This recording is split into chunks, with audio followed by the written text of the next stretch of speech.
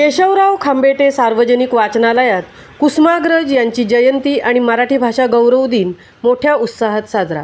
म्हसळा येथील केशवराव खांबेटे सार्वजनिक वाचनालयात कविश्रेष्ठ कुसुमाग्रज यांच्या जयंतीनिमित्त मराठी भाषा गौरव दिन मोठ्या उत्साहात साजरा करण्यात आला। यावेळी कार्यक्रमाच्या अध्यक्षा अपर्णा ओक यांच्या हस्ते कवी कुसुमाग्रज यांच्या प्रतिमेला पुष्पहार अर्पण करून अभिवादन करण्यात आले।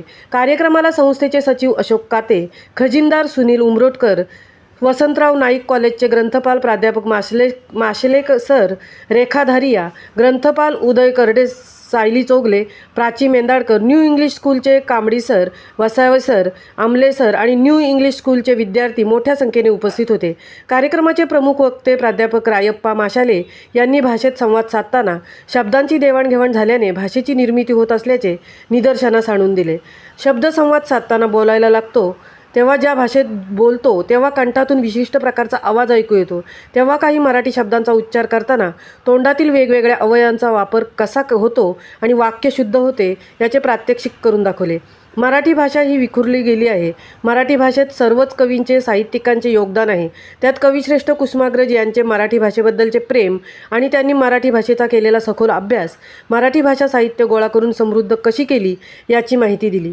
कुसुमाग्रजांना मुळातच आकाश, चांदणे, तारे, तारकांचे वेड होते, त्यामुळे अवकाश मंडळातील एका ताऱ्याला त्यांचे नाव देण्यात आले।